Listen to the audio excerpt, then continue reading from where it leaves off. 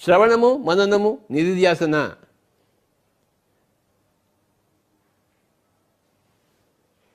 నిధిధ్యాసనం ఉండేవాళ్ళు నోరిప్పితే వాడు ఏం చెప్తారు? నేను ఇది ప్రాక్టీస్ చేస్తున్నాను అబ్బాయి, ఈ ప్రాక్టీస్ వల్ల ఏమవుతుందో నాకు తెలియదు కానీ నేను మొత్తం ప్రాక్టీస్ చేస్తున్నాను, ఏదో నాకు వస్తుంది, అప్పుడు నాకేమొచ్చింది నేను చెప్తాను అంటాడు. సాక్షాత్కారం ఉన్నవాళ్ళు నాకు ఇది వచ్చిందయ్యా, నేను చూశానయ్యా సాక్షాత్తు నా తల్లిదండ్రిని, ఆ హిమాలయ దగ్గర పోయిన ఆవిడ చెప్పింది, నా కొడుకుని చూశాను, నేను మాట్లాడాను, అదే సాక్షాత్కారం పొందిన ఆవిడే.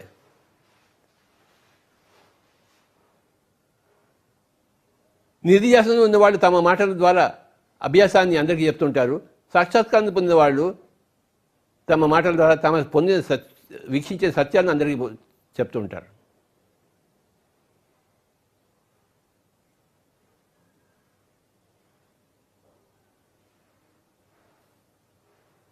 మనం చెవులు రక్షించుకోవాలి ఈ ఫింగర్, గొప్పవాళ్ళ మాటలు వినాలి ఈ ఫింగర్. అప్పుడు మనం కూడా ఆ సత్యవంతులం అవుతాం, ఆ మూలధనాన్ని సేకరించుకుంటాము. మనం కూడా ఒక రాముడు, ఒక వశిష్ఠుడు, ఒక సీతలా తయారవుతాం, ఒక యశోధరలా తయారవుతాం. వాళ్ళు చేసింది మనం చేస్తాం, మనం అలా కామా? అప్పుడేం చేస్తాం? మనకు తెలిసిన తర్వాత ఇక్కడి నుంచి ఇక్కడ దాకా ఇది లోక కళ్యాణము, సముద్రాలు దాటి ఖండాంతరాలు జాతి మనం కూడా చెప్తాం. నేను అన్ని ఖండాంతరాలు దాటుతున్నాను కదా, అన్ని సముద్రాలు ఈదుతున్నాను కదా, అమెరికాకి వెళ్ళాను కదా, న్యూజిలాండ్ వెళ్ళాను కదా, ఆస్ట్రేలియా వెళ్ళాను కదా, లోక కళ్యాణం చేస్తున్నాను కదా. అందరూ అదే చేస్తారు.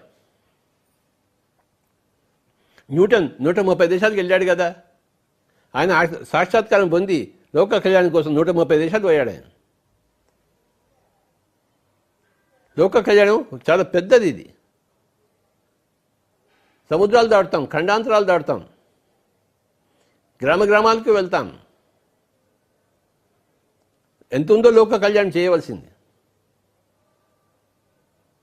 అంత లోక కళ్యాణం చేయవలసిందిగా మనం ఇంట్లో కూర్చుంటామంటే చేతులు ముడుచుకొని లాక్డౌన్లో ఉన్నా కూడా మనం జూమ్ ద్వారా అందరికీ చెప్తుంటాం, మన పని కొనసాగిస్తూనే ఉంటాం. ఇంట్లో కూర్చొని మనం ఇప్పుడు లోక కళ్యాణం చేస్తున్నాం. పిల్లలు మాస్టర్స్ అందరూ పిఎంసి ద్వారా లోక కళ్యాణము.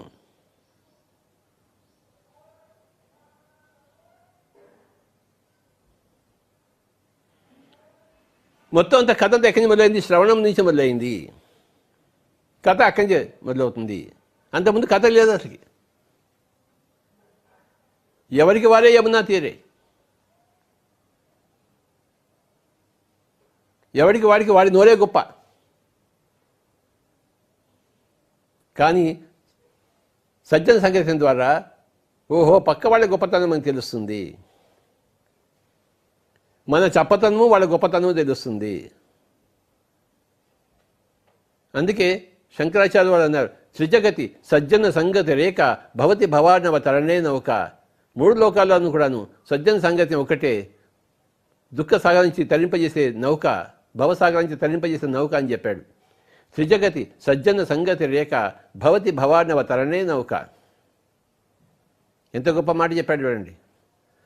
ఈ శ్రవణం ద్వారానే మనకి ఏం అభ్యాసం చేయాలో తెలుస్తుంది, సాక్షాత్కారం ఏం పొందాలో తెలుస్తుంది, లోక కళ్యాణానికి మార్గం తెలుస్తుంది మనకి.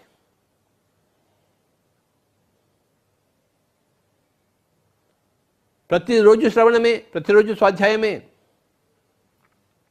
జీవితాంతము శ్రవణమే, జీవితాంతము సాధనే, జీవితాంతం బోధనే, జీవితాంతము లోక కళ్యాణమే.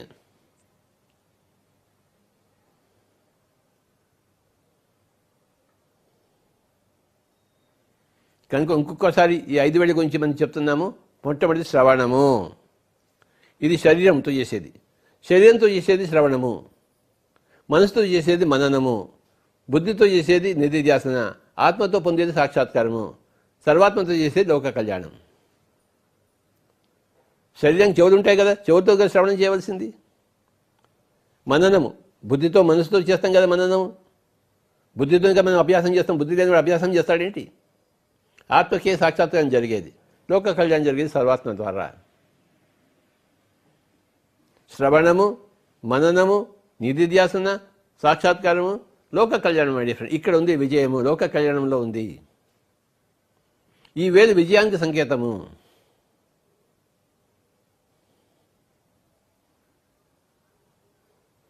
ఈ వేలు తస్మాత్ జాగ్రత్త, నీకు ఆత్మసాక్షాత్కారం కావాలో ఏం చెప్పేది. దానికి అభ్యాసం చేయాలి. అన్ని వేళ్ళు అందుకు పొడుగున్న వేళ్ళు అభ్యాసమే, గుర్తుంచుకోండి. బుద్ధి అనేది పొడుగుగా ఉంటుంది అన్ని వేళ్ళ కన్నా. అభ్యాసం ఎక్కువ చేయాలి. అభ్యాసానికి దారి తీసేదే మననము. మననానికి అవకాశం ఇచ్చేదే శ్రవణము. చెవులు ఉన్నాయి కదా, వాటిని ఉపయోగించు. నోటినే ఉపయోగిస్తున్నావు. నీ గోడని పక్క వాడిని చెప్పేందుకే. కానీ పక్క వాళ్ళ గోడని నువ్వు వినడం నిశ్చయించుకో. దాని పేరు చెవులు లెక్కించుకో.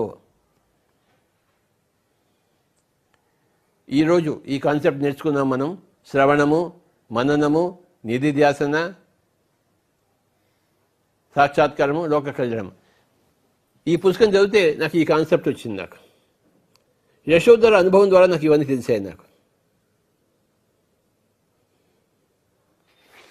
ద బుద్ధాస్ వైఫ్ ఈ పుస్తకాన్ని అందరూ చదవాలి. జానెట్ సర్రే నాకు ఆవిడే, శామ్యూల్ షేమ్ అనే ఇద్దరు కలిసి రాశారు ఈ పుస్తకాన్ని అమెరికా నుంచి. వాళ్ళు చెప్తే కానీ మనకి ఈ విషయాలను తెలియటం లేదు. ఎవరు చెప్పినా మనం వినడం నేర్చుకోవాలి, వినాలి, చదవాలి.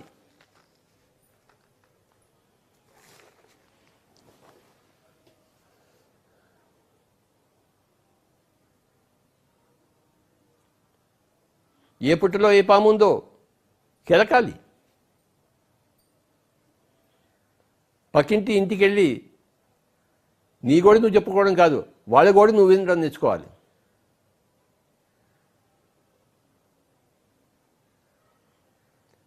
అందరూ అంటుంటారు, మీరు అందరూ అనుభవాలు ఎందుకు వింటుంటారు అని చెప్పి. నాకు ఇంకా జ్ఞానం కావాలి. నేను ఎంత వింటుంటాను నాకు అది జ్ఞానం వస్తుంటుంది. నేను నిరంతర అభ్యాసినే, నిరంతర శ్రవణంలో ఉండేవాడిని, నిరంతర స్వాధ్యాయంలో ఉండేవాడిని, నిరంతర అభ్యాసంలో ఉండేవాడిని, కొత్త కొత్త విషయాలు సాక్షాత్కరింపజేసుకుంటూ ఉండేవాడిని, నిరంతరం లోక కళ్యాణంలో ఉండేవాడిని.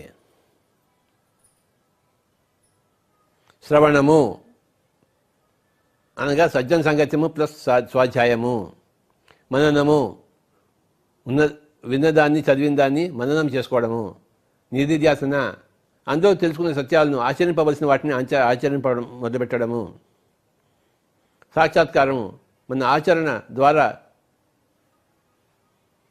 ఆ సత్యాలను సాక్షాత్కారింపజేసుకుని మన జీవితంలో మనకి అన్వయించుకోవడము, మన జీవితం ద్వారా మనం వాటిని పొందడము, మన దీపాన్ని మనం వెలిగించుకోవడము, లోక కళ్యాణం. నేను ఇవన్నీ చేశాను నాయన, నువ్వు కూడా చేయని చెప్పడమే లోక కళ్యాణం. నేను శ్రవణం చేశాను, మననం చేశాను, నిధిధ్యాసనం చేసిన, సాక్షాత్కారం నువ్వు కూడా అవే చేయి, నువ్వు కూడా శ్రవణం చేయి, నువ్వు కూడా మననం చేయి అని చెప్పడమే లోక కళ్యాణము. అంతకని ఇంకేముంది?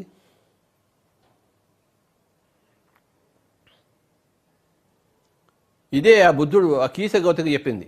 ఏ ఇంట్లో అయితే చావు లేదో ఆ ఇంట్లోంచి నీ ఆవగింజలు తీసుకురా, నేను వాటిని నూరి కషాయం చేసి వీడి నోట్లో పోస్తాను శవంలో, వాడు బతుకుతాడు. అవునా ఆవిడ పరిగెత్తింది, ఊరంతా తిరిగింది.